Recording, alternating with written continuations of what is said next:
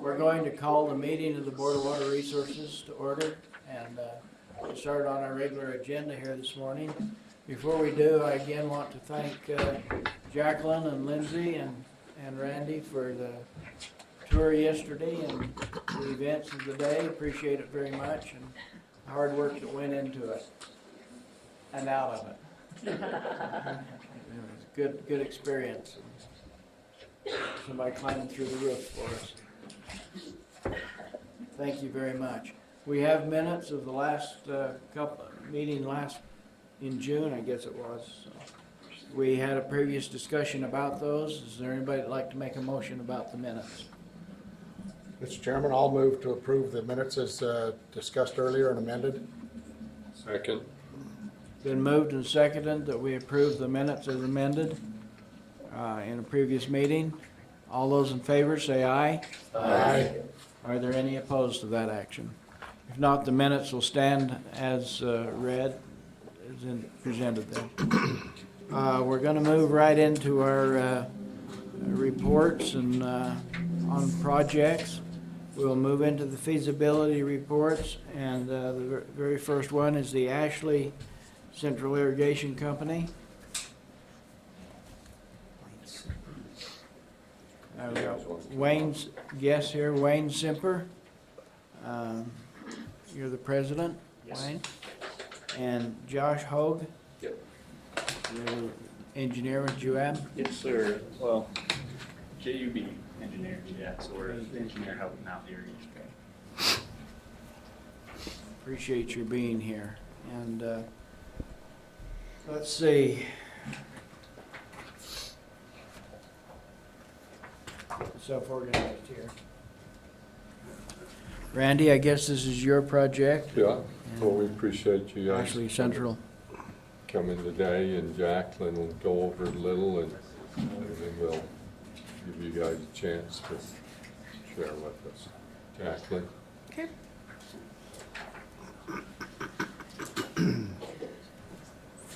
The Ashley Central Irrigation Company supplies irrigation water to approximately 4,000 acres of farmland through the 9.6-mile Ashley Central Canal, which is over 100 years old.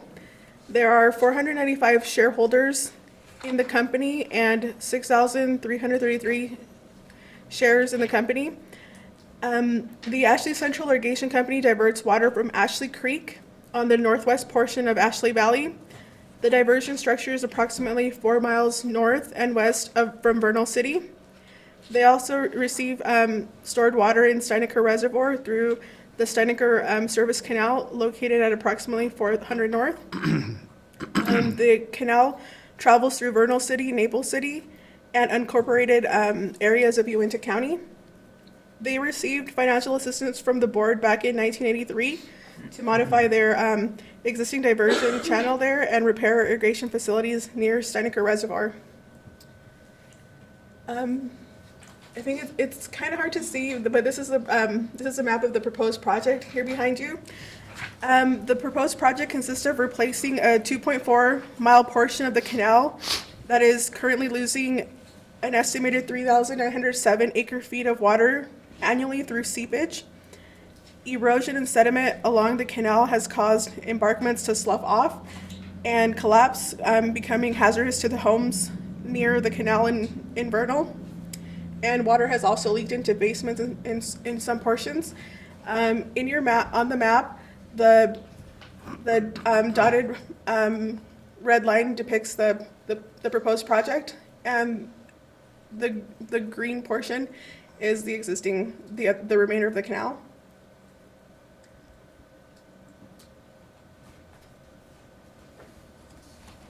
So this 2.4 miles would consist of approximately would consist of pipe in diameter of 26 to 36 inches in diameter, and it would also include a screening and overflow structure, as well as user turnout meters, which will allow them to better manage their water supply. And these are some pictures of the current conditions of the canal. So here's one. So it runs through the middle of town. Benefits of this project would include increased crop production from the 3,907 acre feet of water that is currently lost through seepage. They'll have reduced operation and maintenance costs, increase their water conveyance efficiency, and better manage their supply of water. The total estimated cost is $2,186,000, with the board providing 45.7% or $1 million of the cost share. They've received $900,000 in WATERSMART grants, and the applicant's portion would be $286,000. Staff recommends that the board authorize 45.7% of the project cost up to $1 million, and the project be purchased at 0% interest over 20 years with payments of approximately $50,000. That is staff's report. Thank you, Jacqueline. Randy, do you have any comments on the project? No, it's a good project. The company has expressed that they would like us to consider to go to 25 years, and I'll let them explain the reason why they're asking for 25 years. And if we went to the 25 years, it would reduce that payment to about $40,000 approximately yearly. But why don't you share with the board your concerns? Our concern right now is the rebuild that they're doing on the Staniker Dam up here. The Bureau of Reclamation hasn't told us yet if we're going to have to repay our portion of that currently, or if they're going to add it on to the end of our current loan we have with them for the last rebuild project. And so we're just a little concerned about what happens there. We just feel a lot more comfortable if we'd spread this out to 25 years because of that, because of those unknowns that we don't know for sure what that loan is going to be, or if they're going to make us pay that now or later on. So Based on the unknown then. yeah. Any questions or comments from the board? Do you engineers have any comment about the project I can, we need to know? no, I mean, it'll be a great project. HDPE pipe is a 100-year pipe. It'll last a long time. We do a lot of these projects where we pipe canals, and they turn out great. So I know it'll be a great project for them, and definitely the water savings is the big thing here to look at. So. You know, I might just add, Staniker Reservoir had functioned extremely well until they came in, and as Dave Rasmussen put it, they put a stabilization berm on the downstream side. And basically, they beat it to pieces before they got done, and the dam has slumped. This is the second or the third time that they've had slumpage that's taken place, and they've had to go in and rebuild. And so it's an unusual situation because well, I guess there's been two major rebuilds on it now with the one that's presently being done, and besides the stabilization and berm and all that they did previous to that. So it's I hope that it stops movement now and they don't have to do another rebuild on it. So hopefully They're confident this is the last one. So. well, that's what they said the last time too. They were confident that everything was taken care of with the last rebuild that they did on it, but I certainly hope that this does address the issues. But so the stockholders in this Ashley Valley have been hit with two rebuilds on the reservoir rather than one, which is kind of a unique situation. So I don't have a problem with going to the 25 years myself. I don't know what the feeling of the rest of the board is. But Lane, you got a question? I just have a few questions I'd like to ask the applicant. Number one, Chet, Wayne, are you related to Chet Semper? Not that I know of. No, he's from up here in the basin. He just moved down where I'm at, so I was just curious. The new, where you're gonna put the HDPE pipe, does it follow the same alignment as the existing? Then you're just gonna lay it in the bed, or how are you gonna do that? It will follow the same alignment, not in the existing canal, probably in the bank of the canal. because the canal, if my understanding is correct, is used for storm drainage for the city as well. So taking that away would create issues for Vernal City. So it will follow the same alignment. You have existing easements are wide enough to put the HDPE in, or you'll acquire if need be, or whatever then? Yep. Mr. Chairman, I had a question relative to the comment you made in the request for extension. Has the Bureau of Reclamation given you any indication as to when they'll make a decision as to whether or not it will be added on to, or? They have not. I assume it will be soon because the project's nearly completed, so they haven't given us any indication when they'd notify us, so. Okay. Mr. Chairman, just kind of a comment, and I don't mean to drive the cost of the project up, but is this going through residential primarily, country, or potential residential? This section is kind of mixed. There's a piece of it that's got some residential, and then there's some of it that goes through some commercial property as well, so. Okay, my comment has been with experience on our irrigation company and others is sometimes when you have HDPE and people want to put a mailbox and it happens to be over your pipe, if it's concrete, they have a hard time getting their post hole digger through the pipe than they do when it's HDPE. Yeah, this section, the section that does run through residential is all in backyards. It's not out on the streets. And you'll be able to protect the pipe from incidents like that well enough. Yeah, and typically we put a minimum of 3 feet of cover.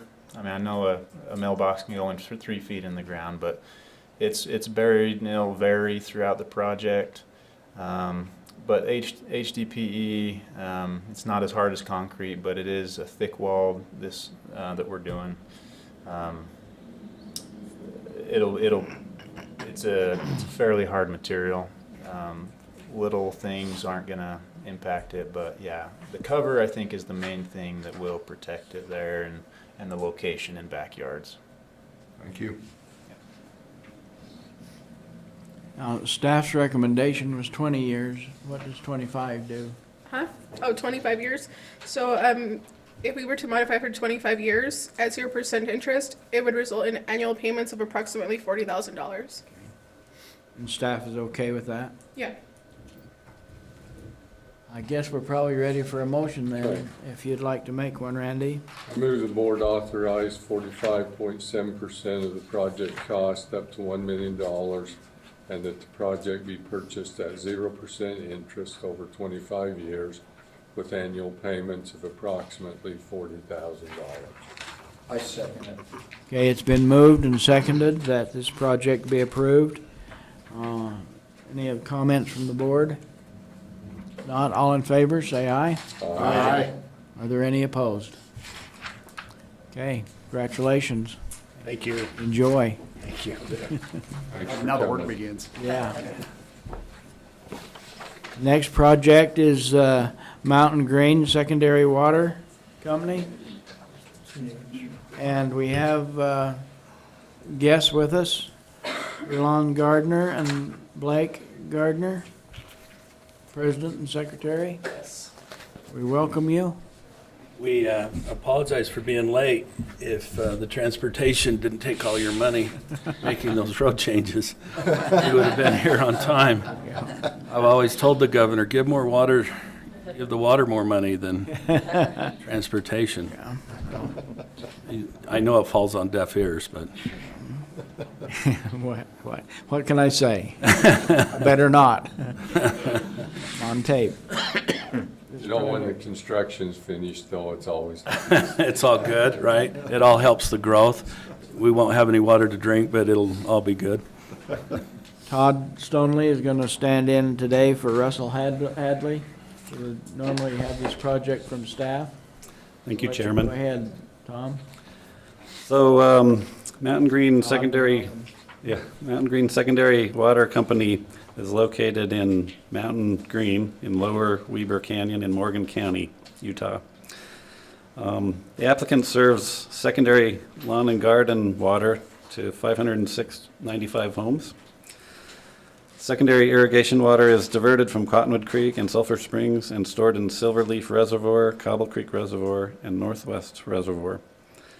Cottonwood Mutual Water Company, the local culinary supplier, covers basically the same service area as the applicant.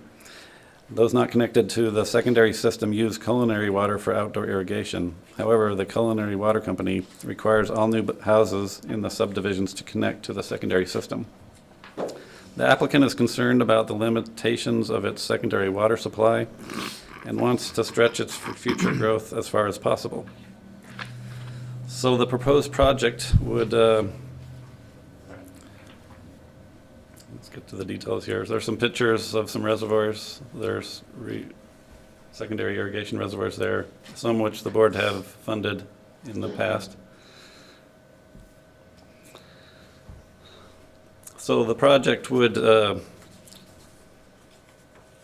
provide secondary service or water meters on 625 new existing connections at a cost of about $1,200 per connection, I believe. I can't remember the exact amount. But it's in line with what the cost of other projects have shown. And the benefits would be an approximate savings of about 60 acre-feet or 30% of the existing demands.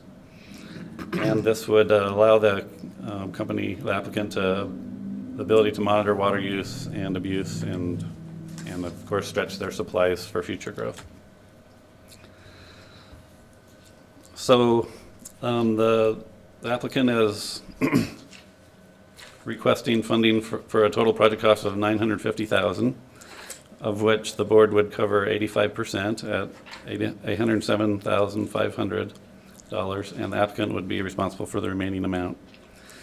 The staff recommends that the board authorize, I'll proceed that with a comment about this, of course, qualifies for the board's secondary metering program at 1% and 5 years less than the warranty of the meter. So the recommendation from staff follows those guidelines. So staff recommends the board authorize 85% of the project cost up to $807,500 and that the project be purchased at 1% interest over 15 years with annual payments of approximately $58,200. This is staff's report. Thank you, Todd. Kyle, do you have any comments about the project? A couple of questions. Again, Kyle Stevens, I'm the board member. I wasn't able to meet with gardeners and Russell when they went up on the site visit. Familiar with the area. Question, I know there's a new middle school going in up there. Is that, they'll be hooked up to the new system? They will be, yes. In fact, they would be connected. They're already connected to the system that Okay. supplies the water.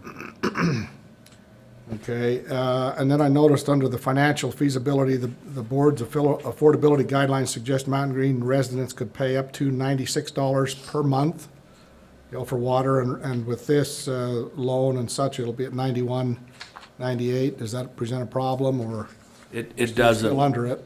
Yeah, we're still okay. We can meet that obligation. We recognize you helped us out with the Cobble Creek Reservoir, and we did 40 acre feet, and so we're repaying that loan. But at the same time, when we can conserve water and save 60 acre feet, we think that's better than trying to go out and find additional storage, especially in light of the drought last year. Kyle, we started to look at restrictions, and just when we said that word, our water consumption doubled. I just can't understand the hoarding of these people. And yet, we didn't put any restrictions on. We just said we potentially could restrict. Now, there are other water companies in the area that did restrict, so I think, and we literally doubled, and that was puzzling to us. We said, you know what, we ought to start metering these people because there's just no way they should be using that kind of water. So with the state program and potentially the legislature adopting things, we thought we ought to get ahead of the curve. What's your time frame for implementation? We would like to go immediately. We recognize it's hard to do in irrigation season, Right. per se. So, again, with it shutting down this fall, we feel like we could implement it during the off-season.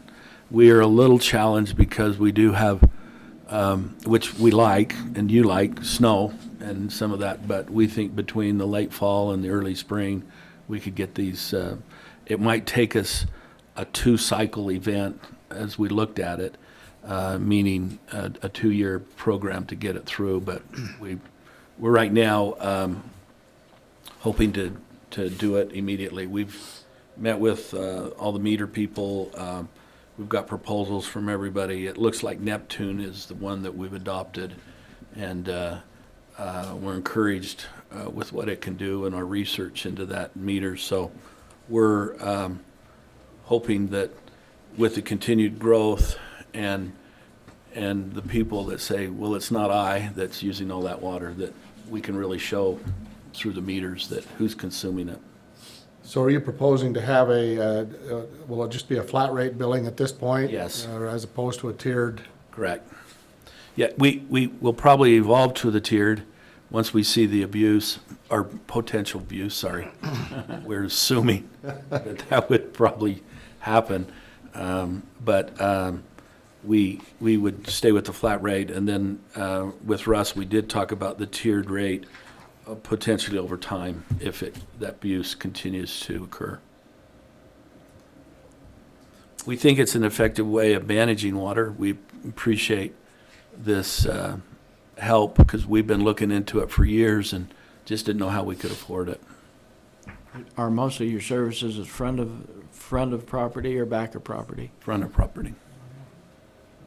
Yep. Board, any other questions? Mr. Chair, just following up on Kyle's question, I just wanted to note that the benefits section in the report does mention starting a tiered rate structure. So just, for the record, you're not planning that right now? We are not. Just when we went back to the board, they said, let's monitor it for a period of time, see where the use is occurring. And you probably could tell me, because you probably see it, in talking to Weaver Basin, Yeah. they see it. Yeah, we've seen some with what Weaver Basin's done. We've seen some pretty large reductions, or some pretty large conservation just by having giving people knowledge. Into the high 30s, Yeah. which is just unprecedented. And so rather than going and moving more dirt and building more dams and so forth, we think this is a better approach. Well, if there are no other questions, Mr. Chairman, I'm prepared to make a motion. Okay. Any other questions from the board or anything? Okay, then I would move that the board authorize 85% of the project costs up to $807,500, and that the project be purchased at 1% interest over 15 years with annual payments of approximately $58,200. Been moved, do we have a second? Second. Been seconded, moved and seconded. Are there any questions on the motion? Seeing none, we'll call for approval. All those in favor, say aye. Aye. Any opposed? Good luck, have fun. Thank you. Customers will love you. We do like the Ashley Valley terms a little better, but no, we're fine. That didn't escape me from the back row. See if you're awake. That's true. And we're glad to come out here in Vernal because we can check on 3 or 4 of our other projects out here. Thank you. Thank you. Good, well, thank you. Okay, under committal of funds, now we'll move on to Trenton Town. Charles and Jacqueline, these are your projects.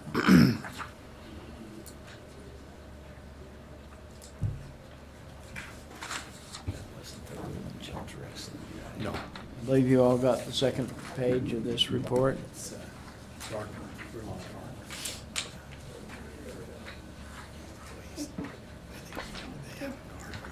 Trenton Town, located in Cache County, supplies culinary water to approximately 191 residential connections and 1 commercial connection.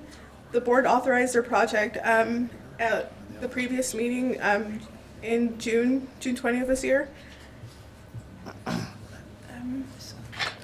Their current system consists of 6 springs 2 underground storage tanks, and approximately 23 miles of PVC pipe. They have made significant updates to their system over the last several years. The board provided funding in 2004 for them to replace the majority of their distribution lines, and they have also received funding from the U.S. Department of Agriculture to finish the remainder of the system, and then they've also received funding from the Division of Drinking Water to redevelop 2 of their springs. For this project, they're asking for funds to redevelop the Sparks Spring, and they're also going to fence the area around the Big Birch and the North Fork Spring, which are located on the top left-hand side on the map. So the benefits of the project is it'll allow them to use their full allocation of water and provide drinking water to their community, meet fire protection requirements for future development, and keep grazing animals out of the collection area. The cost estimate and sharing remain as authorized. That's why the representatives aren't here for the town. So the total cost for this project is estimated to be $401,000, with the board providing 42.6% of the project cost, or $171,000. They've received a community development block grant, which is federal funding through HUD, and the applicant will be responsible for their share of $30,000. Staff recommends that the board commit 42.6% of the project cost, up to $171,000, and the bonded indebtedness be returned as 0% interest over 25 years, with annual payments of approximately $7,000, including reserves. That's staff's report. Thank you, Jacqueline. Any comments? Sir? No comments. Any others from the board? Any questions or comments from the board? Not, we'll take a motion. Okay, Mr. Chairman, I would like to move to have the Board of Water Resources commit 42.6% of the project cost, up to $171,000, and that the bonded indebtedness be returned at 0% interest over a period of 25 years, with annual payments of approximately $7,000, including interest, or not, including reserves, excuse me. Okay, it's been moved and seconded. Any questions on the motion? None? All in favor, say aye. Aye. Any opposed? Not, then the funding will progress on that project. Draper Irrigation. This is Juliet and Tom, your staff, gonna make a presentation.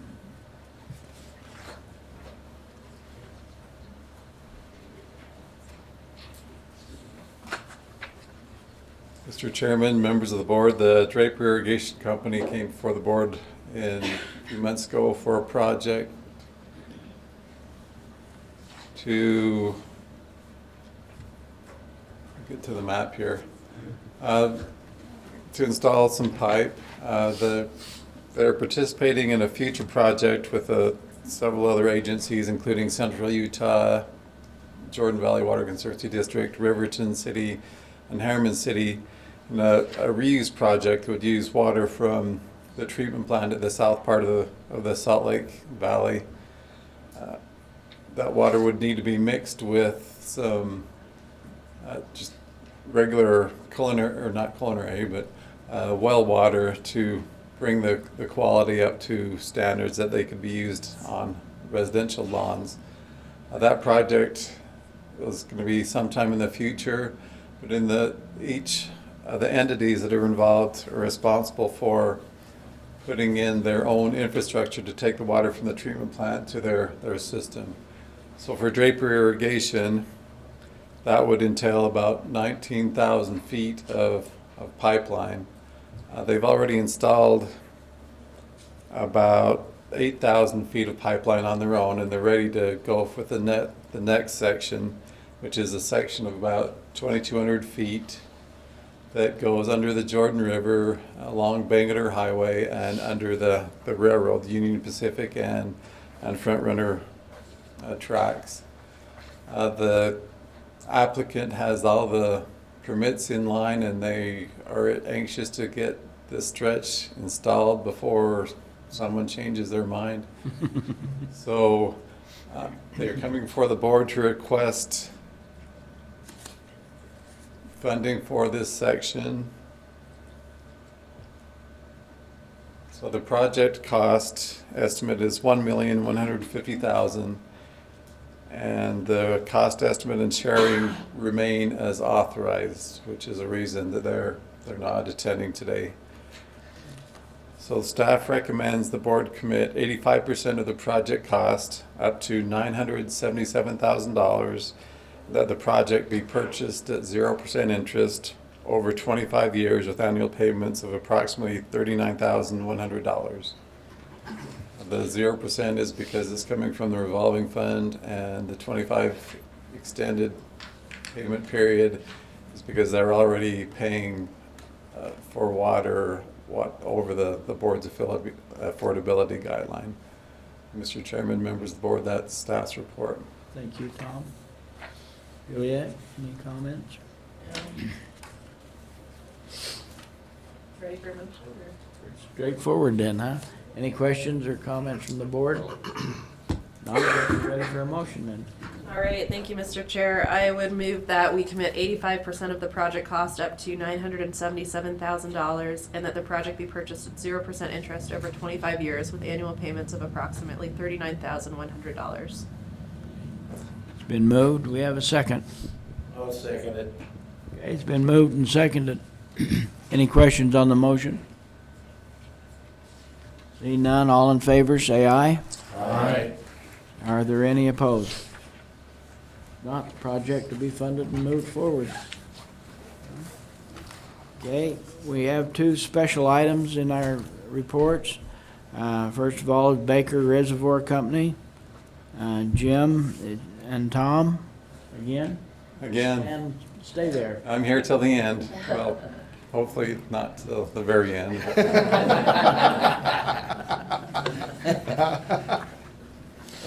Baker Dam was built in 1950 to impound waters of the Santa Clara River to provide irrigation water for about 1,100 acres of ground in and around the communities of Gunlock, Vail, and Central in Washington County. The embankment is 66 feet high and about 683 feet long, and is rated high hazard by the state dam safety engineer due to its location upstream of the communities.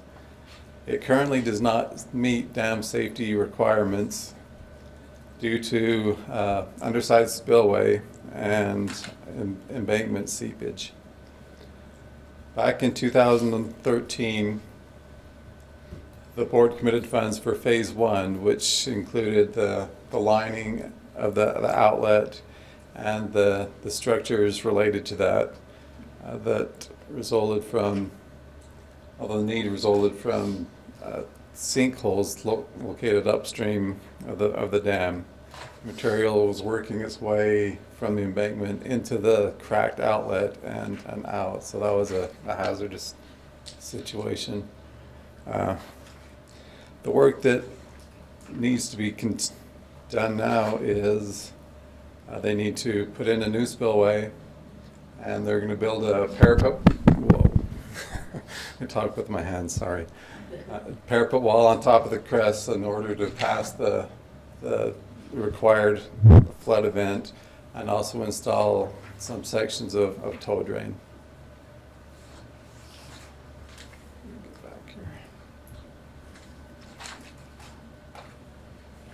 So the board previously committed about $300,000 to do the phase one work, and it's recommended that the board commit additional funds for this phase two. So the numbers we're looking at is the proposed cost sharing for the entire project. Staff recommends the board commit an additional $3,020,000 as a grant and $340,000 as a loan, and amend the agreements to state that the board will provide 90% of the project cost, up to $3,330,000 as a dam safety grant, and 10% of the project cost, up to $370,000 as a loan, with the balance to be returned at 0% interest over 25 years with annual payments of approximately $14,800. That's staff's report. Thank you, Tom. Jim, you got some? Basically, it's a mandated program because it's a high hazard risk. So it needs to be done. Want me to make the motion? Yes, I think, were there any questions or comments on the project? No, go ahead, Jim. We had some comments this morning that may pertain here. Okay, I would make the motion that the board commit an additional $3,020,000 as a grant and $340,000 as a loan, and amend the agreements to state that the board will provide 90% of the project cost up to $3,330,000 as a dam safety grant, and 10% of the project costs up to $370,000 as a loan, with the balance to be repaid or returned at 0% interest over 25 years, with annual payments of approximately $14,800. Second? Second. Been moved and seconded. Any questions on that motion? Well, I have a question on the numbers. And then maybe I'm looking at it wrong, but if you add $3,020,000 and the $340,000, that's $3,360,000. And then it says $3,330,000. Well, you know, state employees can't add. I was hoping you wouldn't, we can go into the details of this. There, phase one, there was the $300,000 that was contracted. Okay. But for some reason, the grant contracts have a expiration date. So that expired without them using all of their grant money.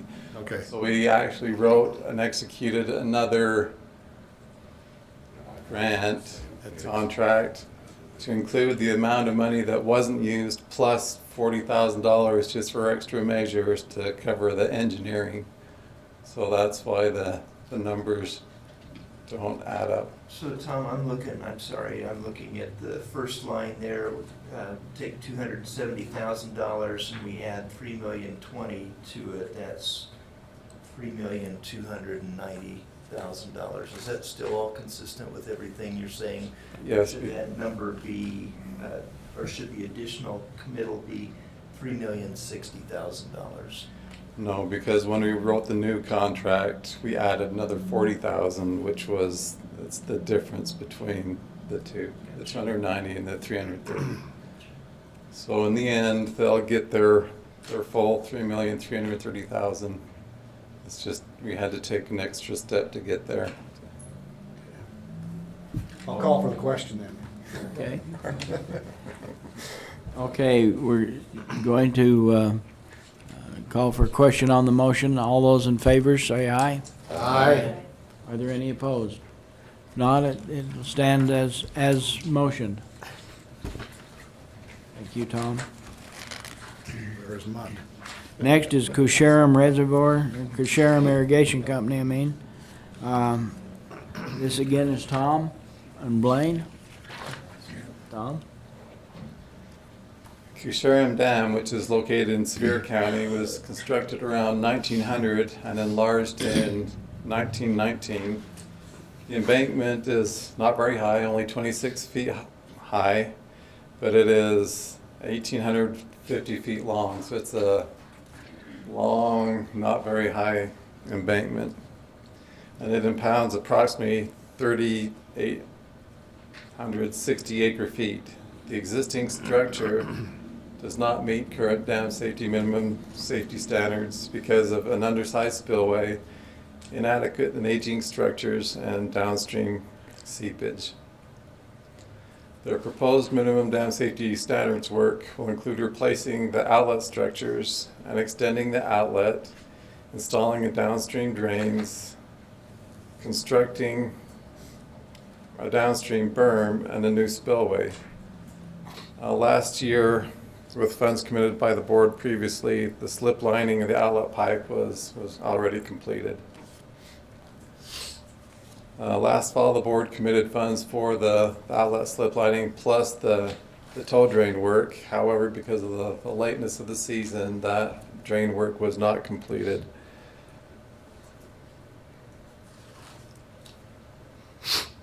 So this slide shows the amount that was committed last fall, plus the proposed cost share of the total project, which included last fall's work plus the proposed work. So that new cost estimate is $6,750,000. Staff recommends the board commit an additional $3,645,000 as a grant and $405,000 as a loan, and amend the agreements to state that the board will provide 90% of the project cost up to $6,075,000 as a dam safety grant, and 10% of the project cost up to $675,000 as a loan to be returned at 0% interest over 35 years with annual payments of approximately $19,300. And that's staff's report. Thank you, Tom. Any questions or comments? Blaine?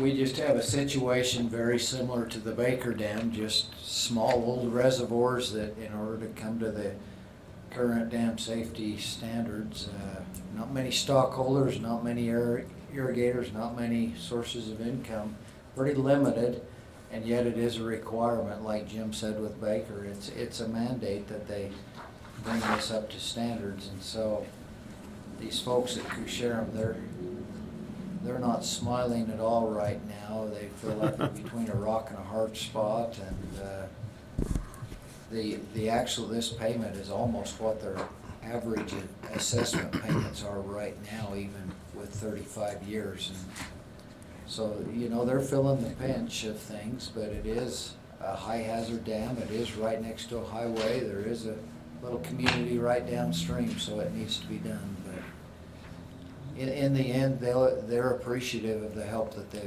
they're getting, but it's going to stretch them. Any other comments from the board? If not, I guess, Blaine, we're ready for a motion. Okay. I'd like to make a motion that the board commit an additional $3,645,000 as a grant and $405,000 as a loan, and amend the agreements to state that the board will provide 90% of the project cost up to $6,075,000 as a dam safety grant, and 10% of the project cost up to $675,000 as a loan, to be returned at 0% interest over 35 years with annual payments of approximately $19,300. Okay. Are there any? I'll second it if there's no questions. Okay. Been moved and seconded. Any other questions on the motion? Seeing none, call for a motion, or call for approval. All those in favor say aye. Aye. Are there any opposed? Not, it'll stand approved. Okay, thank you. That's the end of our project list. We'll move back to our regular agenda then, and Joel, I guess we need a Lake Powell report. We've got some exciting news that we have heard that FERC has issued the preliminary draft EIS to the cooperating agencies for review. As the project applicant, we did not receive the draft EIS, but the preliminary draft, but the cooperating agencies are reviewing that, which to us shows that that it's moving forward, and hopefully we can still be on schedule for that draft to go public by the end of this year for everyone to review, including us. We are continuing to work with the Kaibab tribe. Eric and I traveled down to Phoenix last week with the tribe chairwoman and some of the tribal council to meet with the Arizona Department of Water Resources. We went to talk with them about the tribe's need for water and that they will need an Arizona water right to be able to get water for their reservation. And that we think that'll be an important step in this process for them. If they're able to get some water, we could then look at possible ways that water could be delivered through the pipeline. And there's obviously things that would need to be arranged there, but that would be big for them. We are continuing to coordinate with the other federal agencies, meeting with Army Corps of Engineers and the EPA, looking for ways to minimize environmental impacts from this project, and also continuing to work with the Bureau of Land Management and Bureau of Reclamation. We appreciated the board's electronic board meeting last month to help get that funding for Bureau of Reclamation, because the draft EIS did go out to those cooperating agencies. They have put some extensive time already, and they needed that additional funding to be able to provide that time. So we appreciated your help in getting that funding in a timely manner for reclamation. One other item, the Section 7 consultation, that involves the kind of the wildlife and biological aspects of the project. Early on in this project, the Board of Water Resources and the division were designated as a non-federal representative for Section 7 consultation, meaning we could consult with U.S. Fish and Wildlife Service on potential impacts to wildlife for this project. The Bureau of Land Management has recently been named as the lead for Section 7 consultation, and they reached out to us to say, do you, as the board and division, want to continue to be a non-federal designee? And as we discussed that, we thought that was advantageous for us to be involved in that process, in those discussions. We have, as part of the process with the Federal Energy Regulatory Commission, we have prepared a draft biological assessment for biological impacts to the project and have submitted that, and we will now be working closely with BLM and the Fish and Wildlife Service to review and make any needed changes to that biological assessment. Also mentioned the RFPs that have gone out recently. One was for a price elasticity of demand for water. There was a selection committee involving members of Governor's Office of Management and Budget. Juliet was on the selection committee to help with that. Both of those studies are underway. The one will look at what, if prices increase for water rates, how does that reduce demand on water, and what effects might that have on the Lake Powell pipeline and the repayment of that project. Also, a separate study being done is the financial and economic review of large water projects.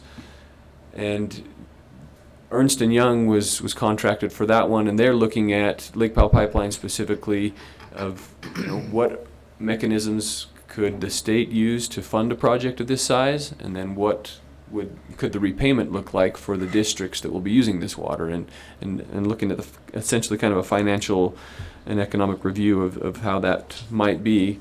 And then they will make their recommendations to the state's municipal advisor, who would then advise the state and the legislature on how to go about that.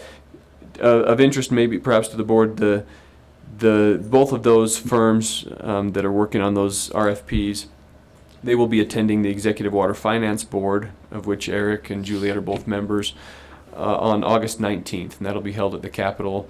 Those meetings are held monthly, but this will be the first time that these two consultants will be attending, just to kind of discuss what they've been asked to do. They won't be reporting on any results yet because those aren't anticipated until the end of this year on those two studies. One other item, that last thing I'll mention, is the legislative audit. We are anticipating that report to come out on August 20th. They took a look at a similar question of, the financial feasibility of the Lake Powell pipeline. Could the districts be able to repay the anticipated cost of this project? And the legislative auditors took a look at that. Spent several months studying, and they will release their report on August 20th. And so we'll be looking ahead for that. Any questions on the Lake Powell pipeline project from the board? Any questions from the board? I think it's important that we note that we did hold an electronic meeting about a month ago. I forgot the date. And the minutes of that meeting will be in the next packet for us to approve. I'm assuming all the board was there. Blaine, I appreciate you chairing that. Everybody's there but you. Everybody was. I missed you. We were in good company. Okay. Yeah, there were two. I was electronically challenged that day. Southeastern Utah's cell phones and internet went down, and I was out of the loop almost immediately. I was isolated as usual. Anyway, yeah, it's not a bad thing. Kids couldn't even find Grandpa. Anyway, thank you very much, and appreciate your report. Thank you. Look forward to the legislative audit and see what happens there. Yep. That'll be an interesting report. Okay, moving on. Candice, we've got a resolution that you'd like to talk about. Just stand over here so I can send this presentation.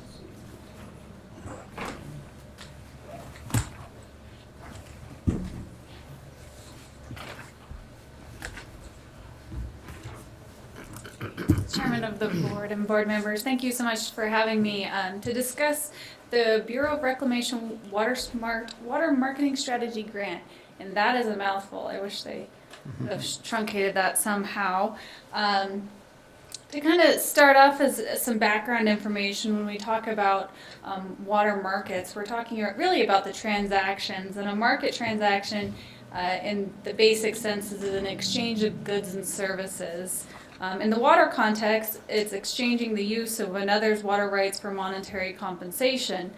Some examples of transactions include leases, rotational fallowing programs, rental pools, conservation credits, and I could see potentially water banks being the administrative arm of these transactions. There's been quite diverse, there's about 60 different people who show up at these water banking meetings that have been ongoing since about 2017 and slowly been growing to that 60 people number. And it's really came out of the water strategy grant, the recommended state water strategy that was released in 2017. And they've been kind of slowly moving along since then, kind of developing these concepts of water banking being local, voluntary, and temporary. In this most recent year, joint resolution 1 came out in support of water banking and the continued study of it. There's been a long list of stakeholders, as I mentioned. These are kind of the representative participating folks who've shown up at the meetings, anywhere from the Department of Ag, the State Engineer's Office, Trout Unlimited, Bureau of Reclamation, Pacific Corp, Water Conservancy Districts, and us. We've been there as well from the Division of Water Resources, trying to understand why people are interested in it and also what potential it has. So as of today, with the Senate Joint Resolution 1 being passed, there was also a $400,000 appropriation passed as well. That was given to the Division of Water Resources to continue study water banking, hire a project manager, to name a few of the items that are intended with that. And we're also, we're charged with applying for a BOR WaterSmart Water Marketing Strategy Grant. And so that is what we've done to date. Let me tell you a little bit about this grant. It's a newer grant since 2017, with the basic objective of, can water markets between willing buyers and sellers be used to help make demand efficiently in times of shortage, prevent conflict. There's two different types in the grant. There's a 2-year project with up to a $200,000 grant available, where there's a 3-year project with up to $400,000 in grants available. Here's kind of just the basic criteria in which they're grading the applications. It's about understanding the water marketing benefits. That's the highest criteria. And then the next is stakeholder support. So really a part of this grant application is the effort needed to engage stakeholders, to understand concerns, where would it work, where would it not, and the continued study of it. Because in the basic is, if we don't have stakeholder support, it won't go anywhere. We're also required to meet the program requirements, and also the Department of Interior's priorities are part of that. So they graded on a 100-point scale. So from the state's, the division's perspective, and our application is to develop a statewide water marketing strategy. Especially as a state agency, we want this to be applicable throughout the state and not just in one area or another. So it'd be a comprehensive effort. We did apply for the 3-year project, so the $400,000 grant, and to study how water-based market management may be developed in Utah. It includes some basic tasks of initial outreach and scoping of pilot projects. So we actually really want to see how this would work on the ground, understand the administrative hurdles associated with it. These pilot projects would help to inform a statewide strategy, and there would be an extensive public outreach. And that is all if we actually get the grant. So some of the main tasks, this is just kind of a graphical view of the strategy or of our application and the tasks associated with it. And you'll interestingly note in the center lower portion of the graphic, the grayed out area shows the establish water bank, or establish the banks and operate the banks. And so this is actually outside the grant area. It is a big desire of the Division of Water Resources to be able to see this actually work on the ground, but due to NEPA requirements of doing something like that, we are doing it outside of the grant money. So any of the grant money will be used on public outreach, scoping of the projects, the development of the statewide strategy, and any public involvement effort, and the review of it as well. Okay, and so staff recommends that the board adopts the official resolution 2019-001 that's included in your packet. Before, just as kind of a precursor, this resolution does not mean the board or its members supports water banking or the draft legislation that is out currently. It does support our application to study water banking and the application that we submitted to the Bureau of Reclamation WaterSMART grant, Water Marketing Strategy Grant. Sorry, that one kills me every time. It certifies that the Division of Water Resources has the capacity to provide the matching funds, and it certifies that we will work with with Reclamation, and it appoints the director to be the agent. I'm happy to take any questions that you all may have as well.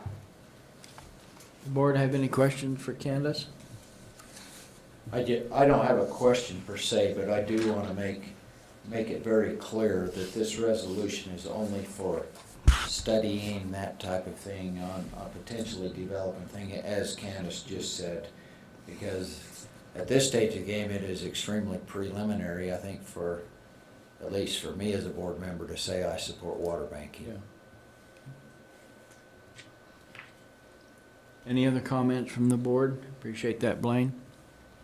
If not, I guess we're ready for a motion, Jim, so. Okay, I'd make the motion that we approve resolution number 2019-001.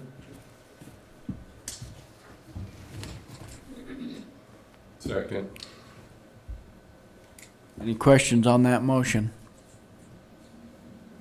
We have a full text of the resolution in our packet, and make that a part of the minutes, I assume.